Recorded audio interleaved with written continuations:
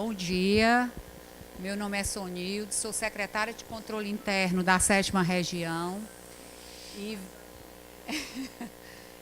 vim apresentar aqui um pouco de uma prática que a gente vem adotando, é muito recente, que é exatamente, a gente já tinha um manual de controle, de atividade de controle interno lá na 7ª Região. E nesse manual estava condensado todas as fases, o porquê do manual, e depois a gente passou a usar o manual aliado ao PROAD. O PROAD, o Tribunal da 7ª Região começou a usar o PROAD para os processos administrativos de diárias. E quando a gente começou a fazer a parte desse manual de controle interno, estabelecendo exatamente todas as fases da auditoria, porque o que é que acontecia antes do manual? Cada unidade lá fazia a sua auditoria, ora expedia um relatório, encaminhava para a ADG. O outro expedia um pronunciamento. Não existia, os papéis de trabalho, eles não estavam bem definidos. Então, com o manual, a gente colocou todas as normas estruturais, as normas funcionais, as normas operacionais, as fases da auditoria, quais os papéis de trabalho, e estabelecemos como é que ia ser o inter daquele processo de auditoria, onde era que ele ia passar, como era que ia ser feito. E todos os setores, porque lá somos uma secretaria. Essa secretaria ela está dividida em 3 setores, que é o setor de controle da gestão orçamentária e financeira, o setor de controle da gestão administrativa e patrimonial e o setor de controle da gestão de pessoas. Certo? Ela não passou agora as normas, pronto, aí vem as normas estruturais, como eu já falei, isso aí é que está no nosso manual. Finalidade da secretaria, âmbito de atuação e objeto sujeito à ação de controle, estrutura e organização administrativa da Secretaria de Controle Interno, foi isso que eu coloquei agora, certo? Como é dividida a secretaria.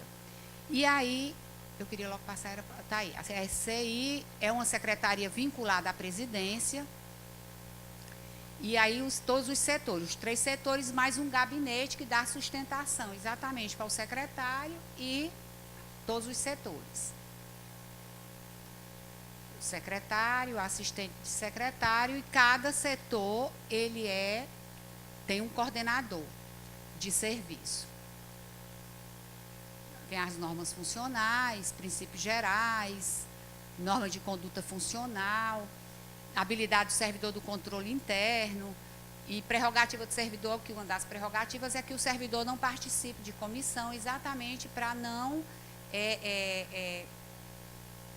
como é que se diz, não prejudicar o trabalho de auditoria. E vem as normas operacionais e as fases da auditoria, que é onde eu quero exatamente chegar, que foi com isso que a gente modificou lá e agilizamos o processo de auditoria. Então, a gente colocou nos papéis de trabalho, a auditoria ela tem início com a ordem de serviço. Só que essa ordem de serviço, que aí vem os dados gerais, o item de referência no PAC, porque inclusive a gente faz anualmente o nosso plano anual de auditoria.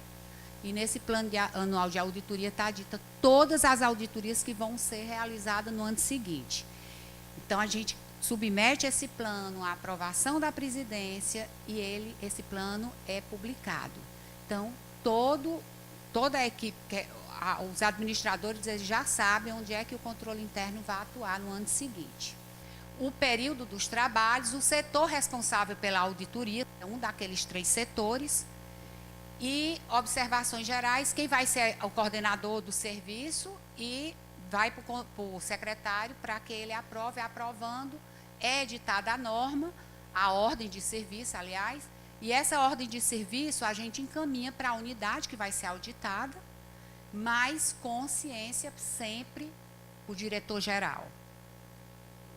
Então, vem a fase... Só que essa ordem de serviço, apesar de ser o início do procedimento de auditoria, essa ordem de serviço, ela só é editada depois que o setor, ele faz todo o planejamento da auditoria, certo? Tem a folha de planejamento, nessa folha de planejamento vai estar exatamente dizendo o período que vai ser da auditoria, certo?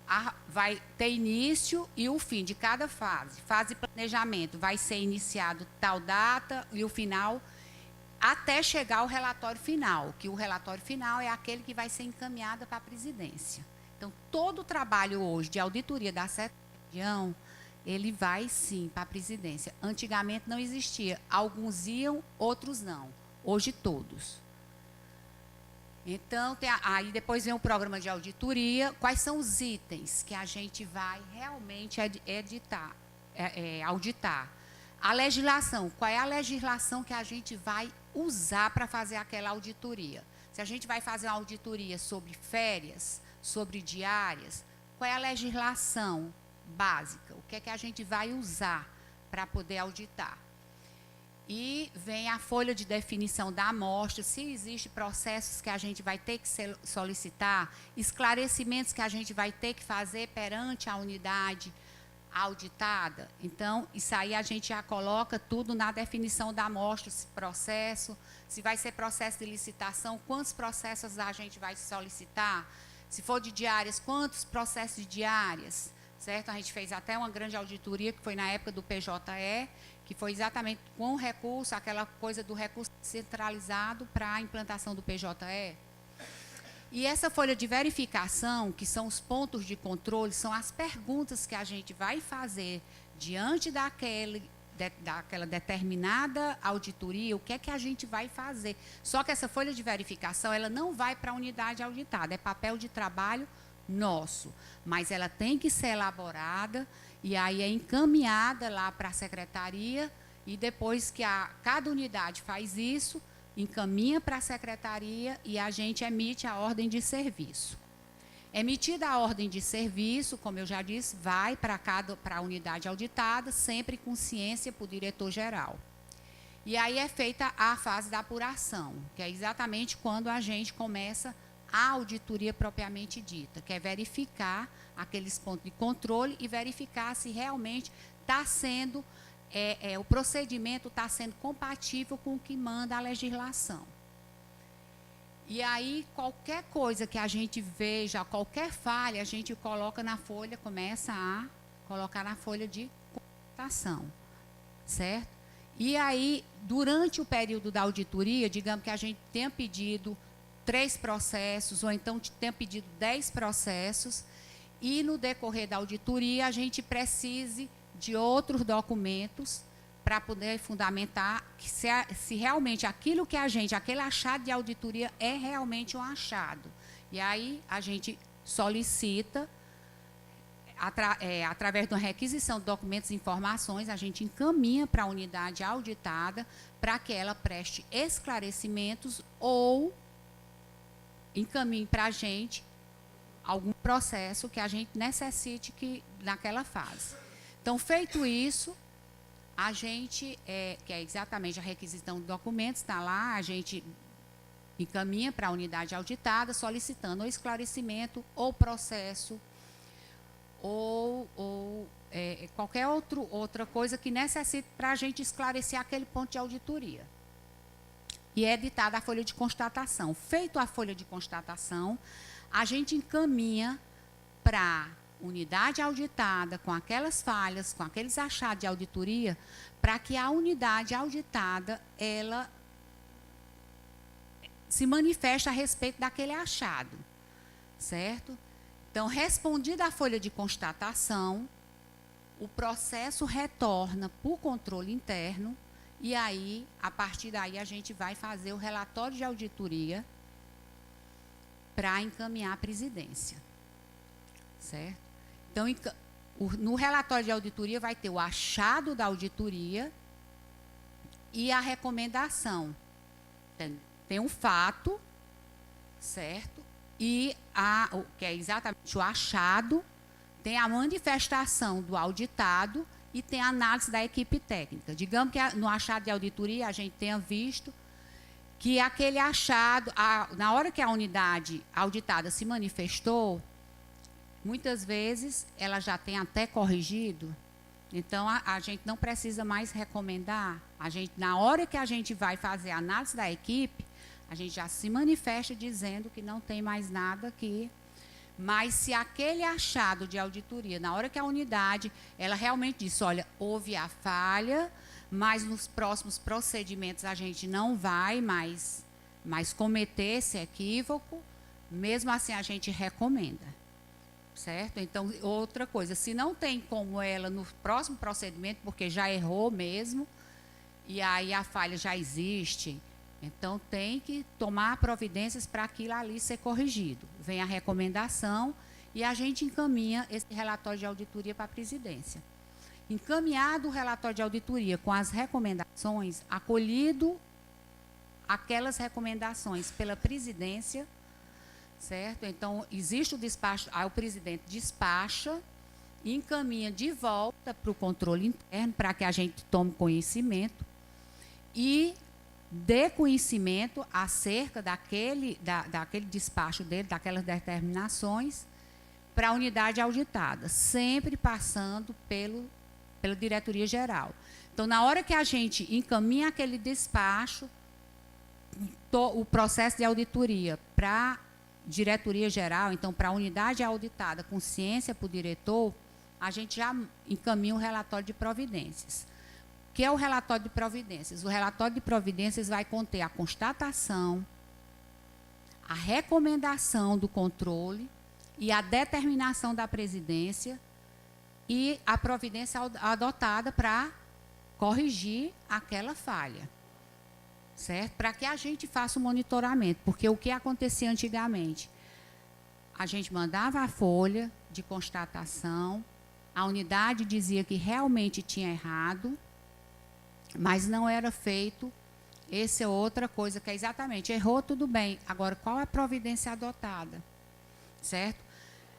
Não existiu monitoramento. Então, se não existia esse monitoramento, o que é que acontecia? Errava e ela continuava errando. Uma falha que aconteceu no processo licitatório, muitas vezes, no próximo procedimento licitatório, aquela falha persistia, porque não existia esse monitoramento. Então, hoje, depois que a unidade ela se manifesta e diz as providências adotadas, a gente faz o relatório de monitoramento e encaminha para a presidência.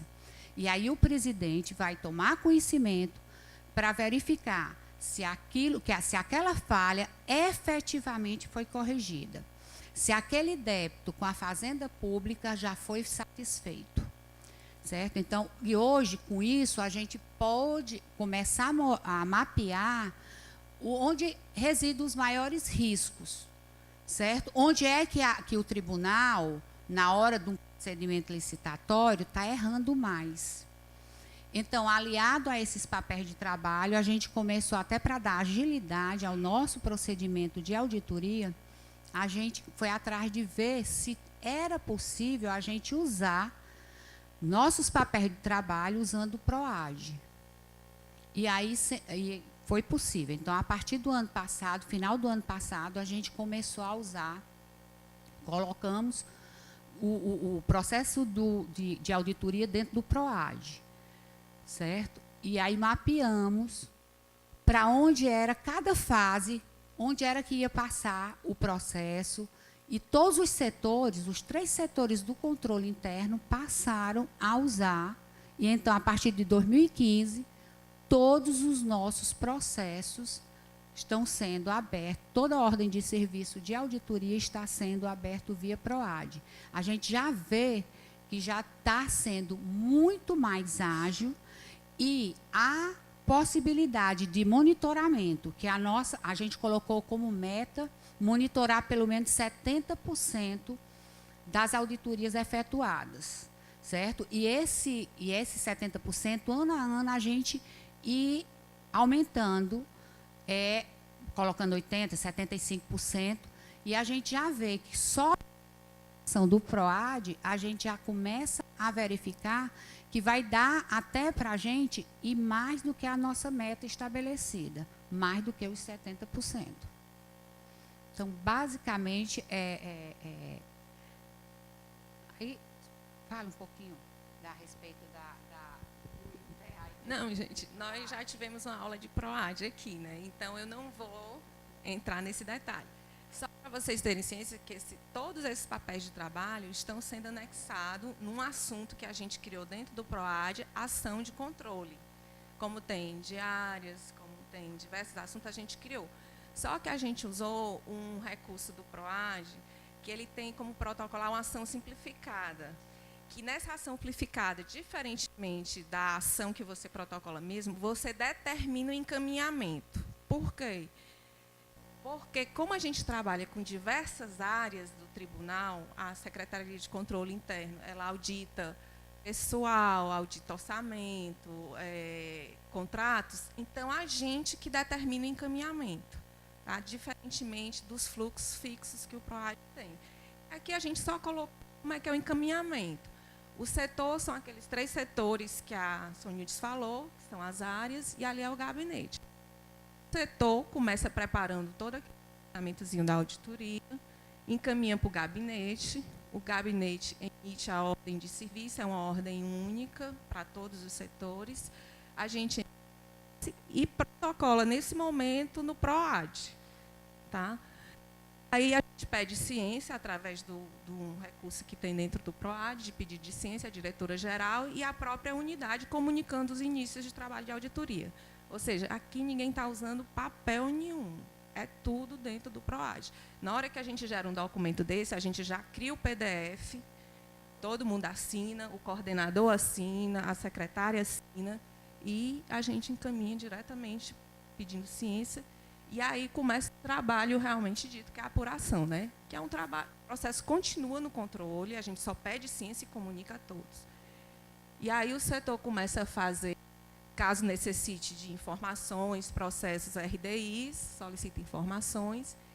Essas RDI a gente encaminha eles encaminham para o gabinete, eu anexo no PROAD junto essa RDI, peço ciência ao responsável ou encaminho para o setor, né, essa RDI. Aí o setor volta a analisar essas RDI, os documentos, preenche a folha de verificação, elabora a folha de constatação, que são os achados, e aí a gente encaminha essa folha de constatação de volta para a unidade auditada. Aí, nessa hora, o processo sai do controle interno e a gente encaminha para a unidade auditada. Quando a unidade auditada responde, aprecia a folha de constatação, se manifesta, devolve o processo para a gente, com essa folha de constatação preenchida.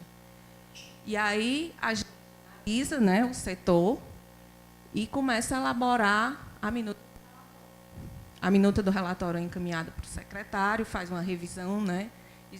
É sempre bom uma pessoa lê o relatório, outra lê isso aí, realmente lá a gente sempre compartilha, apesar de setores ali definidos, mas a gente está sempre se integrando e discutindo os assuntos.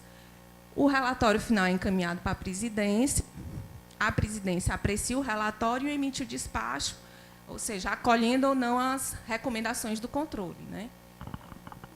Uma vez emitido o despacho, a gente vai começar a fase de monitoramento para ver da ciência do despacho da presidência. A gente vai tentar ver o que as unidades auditadas estão providenciando para atender essas recomendações, né, que foram acatadas pela presidência. E aí, através desse relatório de providências, é que a gente vai ter essa resposta. A gente dá um prazo, porque até o próprio presidente, no despacho, ele já dá prazo. Quando ele vê que é uma coisa urgente, tudo, ele mesmo dá os prazos, a própria presidência. Aí, uma vez preenchido esse relatório de providências, a gente emite o relatório final de monitoramento, dando ciência ao presidente do que está sendo feito ou não, né? Aquela recomendação. 20 minutos, só para saber. Tá. Não, mas aqui já está no finalzinho. Pronto. E aí ele aprecia esse relatório de monitoramento, esse relatório volta para a gente, e a gente fica com aquilo para próximas auditorias, para fazer parte de... Né? A gente não, assim, está só arquivando também tempo, nada ainda, mas realmente veio agilizar muito e fazer com que a gente colocasse todos esses papéis de trabalho de uma forma fácil dentro do PROAD, tá? Aí, assim, O benefício é exatamente auxiliar e orientar os integrantes da unidade de controle interno, que é como eu digo, na hora que você estabelece os papéis de trabalho para todas as unidades, não tem mais essa de emitir um pronunciamento, outro um parecer, outro um relatório, um determinado pronunciamento vai para a ADG, outro vai para a presidência, outro vai para a unidade auditada, não existe mais, quer dizer, está tudo consolidado, são as folhas, o relatório sempre vai para a presidência adotar as providências que julgue necessárias, com as recomendações do controle. O instrumento de gerenciamento e padronização das atividades, quer dizer, hoje existe um controle do fluxo e qualquer unidade administrativa sabe exatamente onde é que aquele processo está, por onde é que aquele processo vai passar e o que é que tem que fazer. E disponibilização de normativos, está lá toda a norma, e a gente faz a nossa auditoria com base na norma, a norma que está na legislação, seja na resolução do tribunal, seja na Constituição, seja na 8.112. Então, sempre a gente está usando a norma atualizada. Transparência das ações sujeitas à atuação da SCI, porque na hora que a gente faz um plano e que a gente edita e é aprovado esse plano e está lá, então a unidade já sabe com antecedência, no ano seguinte, já sabe o que é que vai ser auditado. Apenas o objeto assim, da auditoria vai ser auditado folha de pagamento. Então, a folha de pagamento atualmente é auditada trimestralmente, certo? Mas aí, na hora, a gente escolhe assim, qual é o assunto, porque não tem como a gente auditar toda a folha. Então, a folha de pagamento é auditada por assunto, mas a divisão de pagamento pessoal sabe que durante o ano inteiro todas as folhas vão ser auditadas, certo? Não tudo da folha, de uma vez só. Mas a gente sempre faz substituição, diárias, pagamento, reajuste de benefícios. Então, a gente faz um escopozinho de trabalho, mas ela, antes mesmo dela ser auditada, ela já sabe o que é que vai ser objeto da auditoria naquele trimestre. Certo? Que aí dá maior transparência, maior agilidade, que com realmente o PROAD veio essa agilidade, porque não tinha, e hoje a gente tem uma deficiência de servidores e com o PROAD, mesmo com essa deficiência, a gente está conseguindo cumprir o nosso plano anual de auditoria. E controle de prazos, porque na hora que o presidente determina 30 dias para cumprir uma determinada recomendação acolhida por ele, então, hoje não tem mais aquela, eu errei e não vou errar, mas aí a gente vai ver quais são as falhas que estão... as maiores falhas, como eu já disse, o que é que o tribunal está errando, o processo, qual o maior erro do processo licitatório e o que é que a administração está fazendo para fazer com que os controles internos adotados por cada unidade para impedir aquela falha, aquele erro. E o documento de informações administrativas é um único processo, ou seja, está tudo consolidado. Qualquer momento, qualquer unidade auditada, ela pode sim, ela pode pegar o processo e ver tudo o processo como um todo. Está tudo condensado num processo só. Então, isso facilitou e muito, tanto para a unidade, as unidades administrativas auditadas, como também para o controle interno, até para poder planejar melhor suas auditorias. Então, basicamente é isso. Durante o processo da auditoria, vocês mostraram as fases, né? E vocês vão produzindo documentos que, em determinado momento, vocês enviam lá para a unidade, né, específica. Como fica a questão do sigilo? Quer dizer, antes desse documento estar finalizado, ele já pode ser visualizado ou não tem esse problema? Não. Dessa fase do planejamento? tem uma parte que você faz um documento e aí você manda para eles analisarem, depois volta, mas aquilo ali ele já fica, enquanto vocês estão produzindo o documento, isso já fica...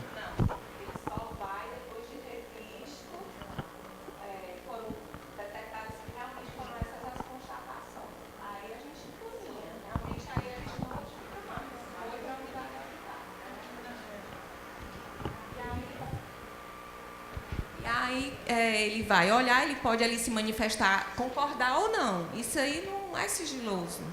Para a gente não é. Uma fase realmente que a gente chama de audiência, entendeu? Mas dentro do PROAD, se você for uma auditoria que precisa ser sigilosa, desde o começo, tudo nela vai estar sigiloso. E você marcar que o documento é sigiloso. Pode. Determinadas pessoas vão ter acesso àquele documento. Eu gostaria também de dizer, eu acho que vocês entenderam bem os conceitos do PROAD e estão usando ele na totalidade, né? Essa questão que o Marcos colocou, eu acho que se existisse uma determinada situação, existe a possibilidade de marcar o documento como em processo decisório, né? Que daí esse documento só pode ser visualizado após a conclusão efetiva do parecer, da constatação. Eu fiquei só curioso, vocês comentaram do controle de prazos, e eu só queria entender, vocês utilizaram a ferramenta de controle de prazos do PROAD ou o prazo... Não. Só aquele lançar prazo, só para a gente ter ideia. Isso. Tá, e estão usando ela como ferramenta de gestão. Controle de prazo. Ok. Obrigado. Pronto. Mais alguma pergunta? Nós teríamos um intervalo de 5 minutos, mas podemos tocar, se vocês preferirem. Vamos, porque aí a gente acompanha. Próxima apresentação, então. Tem mais alguma pergunta? Vamos, isso, é bom falar o e-mail, que quem tiver mais pergunta encaminha. trt7.jus.br ou sonildes@trt7.jus.br.